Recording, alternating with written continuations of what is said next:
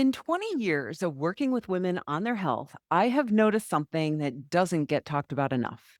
Some women come out of summer feeling amazing, lighter, more relaxed, like the season actually did something for them. And then some women come out of summer feeling like they need an incredible reset before they can even think about their health again. The difference between those two women is not what you think it is. It's not about having more time or less stress or better options. It's about one thing that most women never think to do before summer even starts. And that's what this episode is about. So, today, welcome to the Total Health and Midlife Podcast, the podcast for women over 40 who want peace with food, ease in their habits, and a body that they don't have to fight with. Hey everyone, welcome back to the Total Health and Midlife Podcast. I am your host, Elizabeth Sherman, and I am really glad that you are here with me today. So, I want to talk about something that I have been noticing in my clients for years. Every September, without fail, I hear some version of the same thing. They're tired, they feel puffy, their clothes are a little snugger than maybe they were in May, and they come to me ready to reset, ready to get back on track, swearing that next summer is going to be different. And every June, it starts again and again anyway. It doesn't matter if they have kids in school or are school aged or are not. It doesn't matter if they're working full time or running their own businesses or somewhere in between. The pattern shows up across the board and it is so consistent that I've stopped being surprised by it. What I want you to do today is notice it in yourself. This episode is coming out in June, which means that you still have the entire summer in front of you. And that matters because if you can see the pattern clearly right now, before it's already taken over your life, you have a real shot at getting into Labor Day feeling like yourself, not wiped out and not starting over, but actually feeling good. And so that's what today is about. Not recovering from summer, but getting ahead of it. So here's the thing about summer. It doesn't actually start on Memorial Day. For most of the women that I work with, the wheels start coming off months beforehand. And I mean that in a very specific way. Think about what May looks like. Now, if you have kids in school or grandkids in school, or you're just wired to operate on an academic calendar the way that a lot of us are, May tends to be a lot. It's the end of year for everything. It's graduation parties and prom and finals and kids moving home from college or moving out of their dorms and into their first apartments. It's the last push at work before summer hits. It's your social calendar suddenly filling up with events that you said yes to in February when they felt very far away. And even if none of that applies to you directly, you probably feel it anyway. The energy of this season shifts. Things speed up, and everyone around you is in sprint mode. So, what happens to you in the middle of all that? You go into get through it mode. You stop thinking about what you're eating and you start thinking about what's next on your list. You grab whatever's fastest. You skip the things that usually keep you steady, like your walk or the decent lunch or the 8 o'clock cutoff for eating, because right now there are more important things to deal with and you will get back to it when things calm down. And the whole time that you're doing this, you're telling yourself the same thing. I just need to get on the other side of this. Once summer hits, then I can breathe. And that's the part that I want you to pay attention to. Because by the time summer actually arrives, by then you are already exhausted and depleted. You have been running on fumes since the first week of May or before. Your body is tired. Your nervous system is fried. And if you've been quietly promising yourself a break for 6 weeks, then of course it makes sense. Summer doesn't cause the spiral. It just gives you permission to finally stop holding it all together. And that permission, when it comes from a place that much accumulated exhaustion rarely looks like balance. It looks like an explosion or a release.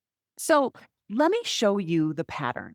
You probably already know the weekday weekend version of this thing, even if you've never put a name to it. So, like Monday through Friday, you are on. You're eating well, you're moving your body, you're making really good choices. You have a routine, and the routine holds you. And then Friday night arrives, and something in you just like exhales. The structure loosens. You have a glass of wine with dinner, which turns into two, which turns into standing at the kitchen counter late at night eating whatever is in the pantry. And then Saturday, you sleep in, you skip the walk, you have a bigger breakfast than usual because maybe Saturday morning is your brunch time. And Sunday, you're back on track, sort of, but also already eating a little bit more than you need to because Monday is coming up and you'd better enjoy this while it lasts. Does that sound familiar? Now, let's zoom out for a second. What I just described is the exact same pattern as the school year and summer, just at a much larger scale. The school year is kind of like your structure, your Monday through Friday. Summer is your weekend. The container is larger, so the release is larger. And instead of 2 days of loosening, you actually get 3 months. And here's what makes it worse: the bigger the buildup, the bigger the explosion. Now, if you've been white knuckling it since January, summer doesn't just feel like a break. It feels like you have been holding your breath underwater and someone finally let you up for air. That's not balance. That's a pressure valve. Now, layer in what actually changes in summer because it's not just psychological. The environment changes too. The schedules get looser. There are more dinners out, more backyard gatherings, more weekend trips. You're on a boat and someone hands you a bag of Cheetos, and it just feels like so right in a way that it never does on a Tuesday. You're driving through a little town on vacation, and there's an ice cream place that's been there since the early 50s. And of course, you're going to go in. You're at a 4th of July party, and the food is just there all afternoon, and you're grazing in a way that you never do at home on a regular day. And none of that is a problem on its own. The problem is that all of it is happening at once for weeks on end, while your nervous system is already reading the whole season as permission. And then there's what's called the health halo. This is the part that sneaks up. Summer means more produce, more salads, more fruit, more garden tomatoes from the garden or the farmer's market. Maybe you're eating better in some ways, genuinely, and your brain notices. And then your brain uses that against you. You've had nothing but vegetables and grilled fish today, so the second margarita is totally fine. You've had a huge salad for lunch, so the chips at the party don't really count. That's math. The math feels balanced, but it rarely is. And none of this is happening consciously. You're not sitting down and calculating it all out. Your nervous system is just doing what nervous systems do when they've been under pressure for a really long time and the pressure finally lifts. It takes what it was never allowed to have before. So let's talk about what's actually happening underneath all of this. The school year gives you a container. The calendar is full, the routine is set, and your habits have something to attach to. You eat at roughly the same times. You move your body at roughly the same times. You go to bed at roughly the same time. And not because you're disciplined, but because the structure of your life is just holding that all in place without you even realizing it. And then summer comes and that container, that structure, it just disappears. The kids are home, or maybe they're not, but either way, the rhythm is gone. The calendar empties out or fills up with different things. The routine that was quietly doing so much of the work just completely evaporates. And your habits, which were never really freestanding to begin with, have nothing to attach to anymore. That's the logistical piece. And it is real when we're talking about habit formation, but it's not the whole story. The deeper thing, the thing I really want you to hear is that you have been running at full capacity for like 9 months, and you've been doing it without giving yourself real rest along the way. Real rest, the kind that actually fills you back up. Think about your average week from September through May. You are going from the moment that you wake up. You have work obligations, family obligations, friend obligations, the mental load of keeping everyone's lives running smoothly on top of your own. You are super productive. You are reliable. You show up for everyone who needs you.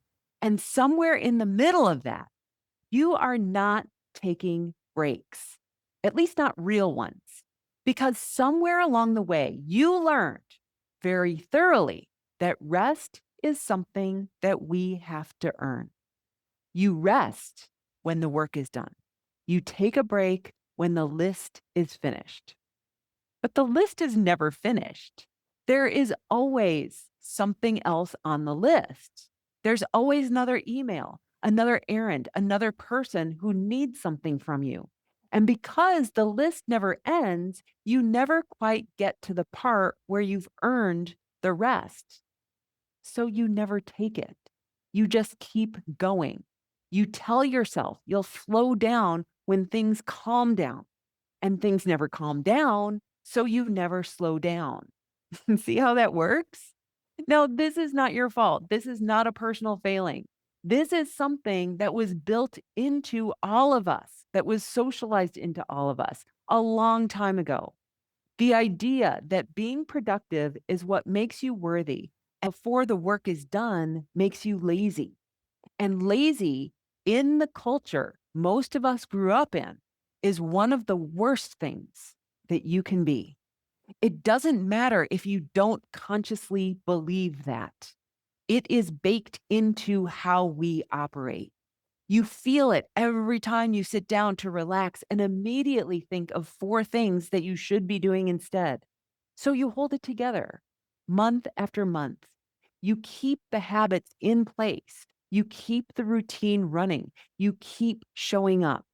And then summer arrives, and your nervous system finally gets the signal that it's okay to take a break because it's summer and it takes everything.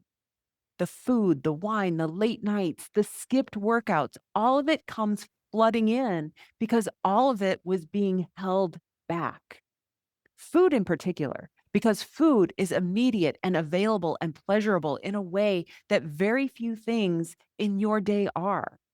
It's not about hunger. It's about finally getting something that belongs entirely to you. And again, that doesn't mean that there's something wrong with you.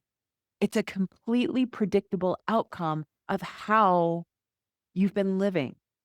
And here's what that means for the summer eating spiral. You cannot fix it with a better summer plan because the summer is not where it breaks. The school year is where it breaks. Summer is just where you find out. So, what do you actually do about this? I want to be honest with you here because I think that you deserve a straight answer more than you deserve a tidy solution. The real fix is not a summer eating plan. It's not a set of rules for navigating the barbecue season or a strategy for what to order at the 4th of July party. Those things definitely have their place, and I will get to them in a minute. But if you only fix the summer, you will be back here next June having this same conversation with yourself. What actually needs to change is the school year, the other 9 months of the year. Specifically, what needs to change is the idea that rest and pleasure are things that you get to have after everything else is handled. Because as long as you are running that program, summer will always be the pressure valve. It will always be the place where everything that you held back comes flooding out. Here's what that looks like when you change it. It looks like having a margarita on a Tuesday in March because you wanted it and it sounded good, not because you've been white knuckling it for 3 months and you finally caved.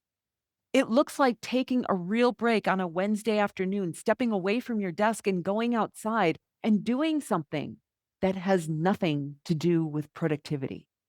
It looks like ordering what you actually want at the work lunch instead of the thing that feels most defensible. There's small moments on regular days. It's nothing dramatic. It's taking a break. But when those moments are available to you throughout the year, summer stops carrying all of them. The margarita at the backyard party in July is just a margarita. It's not 3 months of deprivation finally getting its due. The ice cream in the little vacation town is just good ice cream.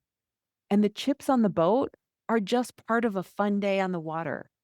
That's the middle lane, not restricting through July and feeling resentful about it, not white knuckling your way through every summer gathering, watching everyone else eat and drink while you calculate, but actually being in the season. The late dinners, the spontaneous plans, the food that belongs to a specific place and moment, all of it, and still feeling like yourself at the end of it. Not because you followed all the rules, but because you weren't depleted going into it. That's what's available to you when you stop saving all the pleasure for summer and start letting some of it into your regular days. Summer becomes something that you actually enjoy instead of something that you recover from. And that shift, that one thing, is worth more than any eating plan I could ever hand you. Now, I know what you might be thinking. You're thinking, that's great, Elizabeth, but summer is already here. I can't exactly go back and redo the school year, right? Yes, you are right. And I'm not going to ask you to do that. The school year shift is the longer game, and we can talk about that another time. What I want to give you right now is something that you can actually use this summer starting this week.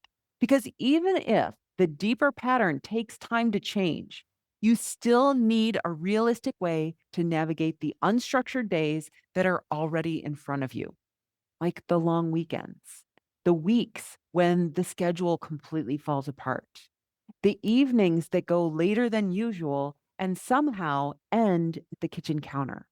That's exactly what my playbooks are built for. I have 3 that are directly relevant to where you are right now with this situation. The weekend eating playbook, which is built for exactly the kind of unstructured days that summer is full of.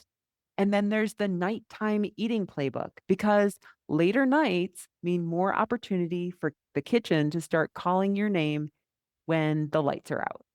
And then finally, the feel good holiday playbook, which I originally built for the winter holidays, but it totally applies just as directly to summer because the dynamic is exactly the same. There's parties and food everywhere, there's a looser schedule, and the pressure to either restrict or give up entirely. All 3 of them are available at elizabethsherman.com. Just go to the Work With Me in the menu, and you'll see a sub-menu called Digital Products, and everything's listed there. I'll also put direct links to all 3 in the show notes so that you can go straight there. And if you want to start with just one, I probably suggest that the weekend eating playbook is the most relevant right now. So you can get that directly at elizabethsherman.com/weekend-eating-playbook. Now, here's what I want to leave you with. You do not have to earn your summer. You do not have to survive it. There's a version of this season where you are actually in it, in the backyard dinners, the long weekends, the spontaneous plans, the food that belongs to a specific place and moment, and you still feel like yourself when September arrives. That version is available to you, and it starts now. So, thank you for being with me today. Have an amazing week, and I will see you next time. Bye bye. Hey there, thanks for listening to today's episode. If weekends are the time where everything seems to unravel, where dinner turns into an entire weekend of, I'll start over on Monday, I created something especially for you. It's called the Weekend Eating Playbook, and it's a simple, judgment-free guide to help you understand why weekends feel so incredibly hard, identify your personal patterns, and make small shifts that actually stick in real life. There's no tracking, there's no food rules, there's no perfection required. You can grab your copy through the link in the show notes. And next weekend, maybe it gets to feel a little bit different.